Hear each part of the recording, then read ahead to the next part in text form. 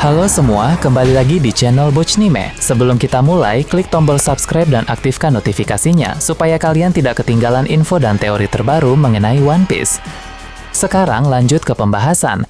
Kali ini Mimin Bochnime melanjutkan scene selanjutnya. Oh ya, sebelum biar terus bisa berinteraksi dengan kalian, subscribe di channel ini ya, dan bantu ramain video Mimin juga. Oke, yuk kita bikin One Piece makin rame lagi. Di chapter sebelumnya, Luffy akhirnya berhadapan langsung dengan Im Sama dalam pertarungan yang telah lama dinantikan. Namun, hasilnya sangat mengejutkan. Im Sama melancarkan serangan mematikan dan berhasil menusuk tubuh Luffy dengan pedangnya, membuat Kapten Topi Jerami itu berada di ambang kematian. Sementara itu, situasi di Elbaf semakin kacau, dengan Zoro, Sanji, dan kru lainnya masih berjuang menghadapi ancaman para kesatria suci. One Piece Chapter 1189 berjudul Raja Dunia. Chapter ini dibuka dengan cover story yang lucu, di mana Nami memarahi Luffy, Zoro, dan Sanji yang berubah menjadi monyet sebagai hukuman atas kelakuan mereka. Cerita utama dimulai dengan situasi medan perang di Elbaf yang semakin mencekam. Im Sama kembali memperlihatkan kekuatan dahsyatnya dengan memanggil senjata baru bernama Sea God Sword, pedang Dewa Laut.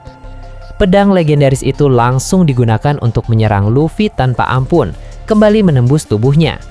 Tidak berhenti di situ, Im Sama kemudian menusuk Luffy berkali-kali dengan kedua pedangnya sebelum menancapkannya ke sebuah pohon raksasa, membuat Luffy tak bisa bergerak sama sekali dan kondisinya benar-benar kritis. Di tempat lain, Usopp tiba-tiba merasakan firasat buruk yang sangat kuat. Tanpa melihat langsung, ia merasakan bahwa sesuatu yang mengerikan telah menimpa Luffy. Sementara itu, es yang membekukan Gunko mulai mencair, meskipun Gunko sendiri masih belum sadar dan belum bisa kembali bertarung. Cerita kemudian beralih ke kilas balik yang menunjukkan percakapan Loki dengan Shanks pada hari kematian Raja Harald. Shanks menjelaskan bahwa pemerintahan dunia telah lama mempersiapkan diri menghadapi perang terbesar yang akan menentukan nasib dunia. Ia mengungkap bahwa musuh sebenarnya bukan bajak laut atau kerajaan, melainkan sosok yang berada di puncak kekuasaan dunia yang disebutnya dengan gelar Raja Dunia. Kembali ke medan pertempuran, Im Sama mulai membagikan senjata-senjata legendaris kepada bawahannya. Summers menerima Sword of Wrath atau pedang kemurkaan untuk menghadapi Zoro, sementara itu diberi Spear of Holy Command atau tombak perintah suci khusus untuk melawan Sanji. Ini sungguh gila nakama, buat melawan kru Luffy saja sampai harus keluarga senjata seperti pedang dan spear dari kerajaan kuno. Terungkap pula bahwa semua senjata milik Im Sama merupakan artefak kuno peninggalan 19 raja dari 800 tahun lalu yang memiliki kekuatan luar biasa. Menjelang akhir chapter, ketegangan semakin meningkat. Im Sama mengeluarkan senjata yang jauh lebih mengerikan bernama Xingtian X atau kapak Xingtian untuk memberikan serangan pamungkas kepada Luffy yang sudah tak berdaya. Namun, tepat ketika kapak itu hendak menghantam, Chopper Gaban muncul di saat yang paling krusial. Ia langsung menahan serangan mematikan Im Sama dan berhasil menyelamatkan Luffy. Chapter ini juga membawa beberapa analisis menarik. Yang paling signifikan adalah fakta bahwa senjata-senjata tersebut milik 19 raja pendiri pemerintahan dunia.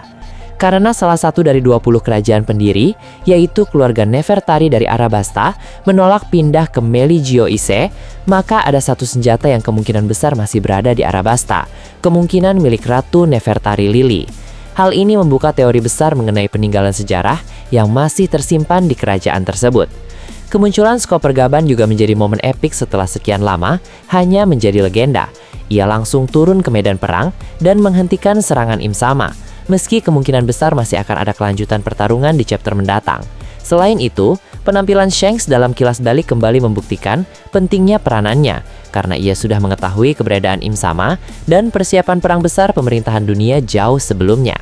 Peran Shanks dalam perang besar, analisis mendalam.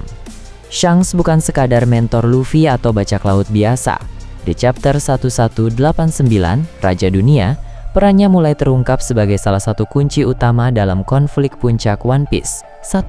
Shanks sebagai yang tahu terlalu banyak. Dalam kilas balik dengan Loki, Shanks secara eksplisit menyebut Raja Dunia sebagai musuh sebenarnya. Ia sudah mengetahui eksistensi Im Sama, persiapan perang besar pemerintahan dunia selama bertahun-tahun, dan bahwa perang ini akan menentukan nasib dunia. Ini menempatkan Shanks pada level pengetahuan yang setara, bahkan mungkin melebihi beberapa karakter tertinggi seperti Gorosei atau bahkan Roger. Ia bukan hanya tahu nama Im Sama, tapi juga memahami skala ancamannya. Teori peran Shanks di perang mendatang. Teori utama, intervensi langsung di Elbaf. Shanks mungkin muncul tepat setelah Gaban atau di chapter-chapter berikutnya. Ia bisa datang bersama Red Hair Pirates untuk membantu Luffy melawan Im Sama dan pasukannya. Konfrontasi dengan Gorosei atau Im Sama. Karena Shanks sudah bertemu Gorosei sebelumnya, ia mungkin memiliki hak istimewa atau kesepakatan tersembunyi yang sekarang ia langgar. Skar di matanya dan kehilangan lengan kirinya kemungkinan besar berhubungan dengan Im Sama atau serangan dari pemerintahan dunia. Peran sebagai penyeimbang. Shanks mungkin tidak langsung bergabung dengan Straw Hat, tapi akan menghalangi pasukan Marine atau Holy Knights lain agar tidak ikut menyerbu Elbaf.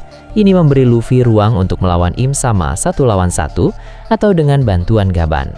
Rahasia darah atau kekuatan. Beberapa teori fan mengatakan Shanks memiliki hubungan dengan keluarga Vigarland, seperti Garling. Jika benar, ia bisa menjadi pengkhianat di dalam sistem bangsawan dunia. Dampak terhadap Luffy. Shanks selalu menjadi motivasi terbesar Luffy.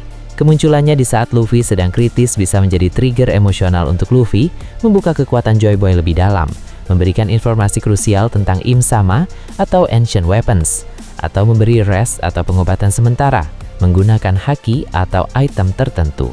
Nah, bagaimana menurut kalian terkait ini? Nah, itu tadi berbagai hal menarik pada pembahasan channel Bochnime kali ini. Menurut kalian bagaimana? Silahkan tulis di kolom komentar di bawah. Oke, segitu saja untuk pembahasan kali ini. Jangan lupa like, share, dan subscribe untuk video menarik selanjutnya. Peaceful World!